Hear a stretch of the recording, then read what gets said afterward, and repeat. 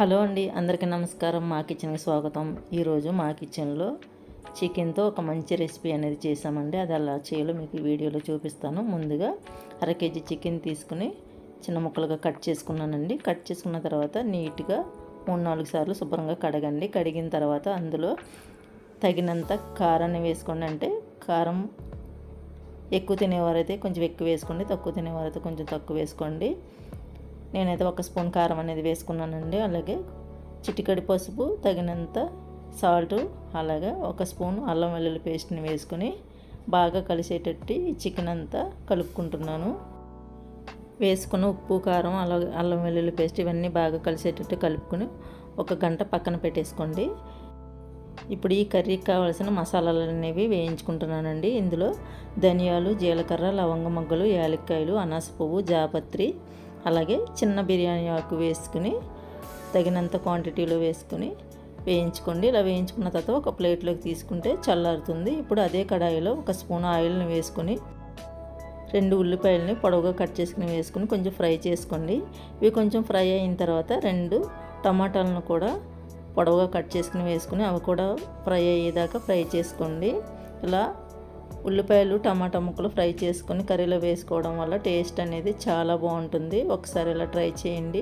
ఎప్పుడూ ఒకేలా కాకుండా ఇలా చేస్తూ ఉంటే పిల్లలు కూడా చాలా ఇష్టంగా తింటారు. అలాగే ఇందులో కొద్దిగా జీడిపప్పును కూడా వేసుకొని ఒక 5 నిమిషాలు మగ్గించండి. ఇలా జీడిపప్పు, ఉల్లిపాయలు, టమాటా ముక్కలు ఇలా వేయించుకొని మిక్సీ పట్టి కర్రీ చేస్తే కనుక చాలా బాగుంటుంది. ఈ కర్రీలో మసాలా అనేది కూడా స్పెషల్గా చేస్తున్నాం కాబట్టి ఇంకా బాగుంటుంది. ఇప్పుడు ముందుగా వేయించి పెట్టుకున్న మసాలాలన్నీ చల్లారేయండి. ఇప్పుడు ఒక మిక్సీ జార్లో వేసుకుని మెత్తగా మిక్సీ పట్టుకుంటున్నాను. ఈ పౌడర్ని మనం కర్రీలో వేసుకుంటామండి. ఈ మసాలా పౌడర్ అనేది వేసుకుంటే కర్రీ టేస్ట్ అనేది చాలా బాగుంటుంది. ఇందులో మిరియాలు, దాల్చిన చెక్క కూడా వేసానండి. ఇందాక చెప్పడం మర్చిపోయాను. ఇవి వేసుకున్న తర్వాత పౌడర్ చేసుకుని ఒక గిన్నెలోకి తీసుకున్న తర్వాత ముందుగా వేయించి పెట్టుకున్న ఉల్లిపాయ ముక్కలు, టమాటా ముక్కలను కూడా వేసుకొని ఇదే మిక్సీ జార్లో వేసుకుని మెత్తగా మిక్సీ పట్టుకోవాలి.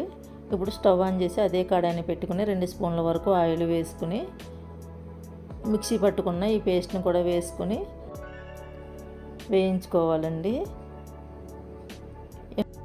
ఈ పేస్ట్లో జీడిపప్పు అనేది ఉంది కాబట్టి దగ్గరే ఉండి ఇలా కలుపుతూ ఒక 5 నిమిషాలు వేయించుకోండి.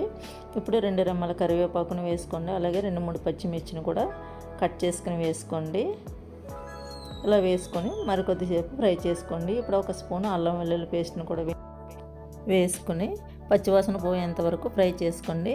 చికెన్ ముందుగానే మనం కలిపేసి ఫ్రిడ్జ్లో పెట్టుకున్నాం కాబట్టి టేస్ట్ అనేది చాలా బాగుంటుందండి. ఇలా ఫ్రిడ్జ్లో ఉప్పు, కారం ఇవన్నీ వేసుకుని కలుపుకొని ఫ్రిడ్జ్లో పెట్టుకుంటే ఒక అరగంట చాలా బాగుంటుంది. ఇలా కలిపిన తర్వాత మూత పెట్టి ఒక 5 నిమిషాలు మగ్గించండి. ఇప్పుడు ఒక 5 నిమిషాల తర్వాత మూత తీసి ముందుగా మనం ప్రిపేర్ చేసి పెట్టుకున్న మసాలా పొడిని ఇందులో వేసేసుకుంటున్నానండి.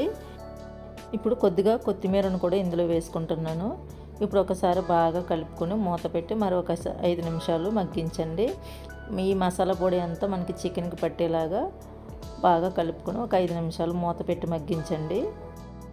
ఇప్పుడు ఒకసారి మళ్ళీ మూత తీసి ఒకసారి కలుపుకొని వాటర్ అనేది వేసుకోవాలండి. వాటర్ అనేది నేను 1/2 లీటర్ వాటర్ వరకు వేసుకున్నాను. ముందుగా మనం మిక్సీ వేసుకున్న గిన్నె ఉంది కదా, అందులో వేసుకుని వాటర్ అనేది వేసుకున్నానండి. ఇలా వాటర్ వేసుకున్న తర్వాత ఒకసారి బాగా కలుపుకొని మూత పెట్టుకొని 5 నిమిషాలు మగ్గించండి. 5 నిమిషాల తర్వాత ఒకసారి మళ్ళీ మూత తీసి ఒకసారి బాగా కలుపుకోండి. చికెన్ కర్రీని చాలామంది ఇష్టపడేవారు ఉంటారు. అలా కాకుండా కొంతమంది తినని వారు కూడా ఉంటారండి. అలాంటి వాళ్ళు కూడా ఇలా చేసి పెట్టారంటే చాలా ఇష్టంగా తింటారు. ఒకసారి మీరు కూడా ట్రై చేయండి. ఎలా వచ్చిందో మాకు కామెంట్ చేయండి. ఇది దగ్గర పడిందండి. ఇప్పుడు కట్ చేసుకున్న కొత్తిమీరని కూడా వేసుకుని మరి ఒకసారి బాగా కలుపుకుంటున్నాను. మీకు ఇష్టమైతే కనుక పుదీనా కూడా వేసుకోవచ్చు. నేను పుదీనా అనేది వేయలేదండి. ఇలా కొత్తిమీర వేసుకున్న తర్వాత ఒకసారి బాగా కలుపుకొని చూసారా, చికెన్ కర్రీ అనేది రెడీ అయిపోయిందండి. ఇది రైస్లోకి, రోటీలోకి, చపాతీలోకి దేంట్లోకైనా సూపర్గా ఉంటుంది. అంతేనండి. వీడియో నచ్చితే లైక్ చేయండి, షేర్ చేయండి. మరెన్నో టేస్టీ రెసిపీస్ కోసం మన ఛానల్ని సబ్స్క్రైబ్ చేసుకోండి. Thank you.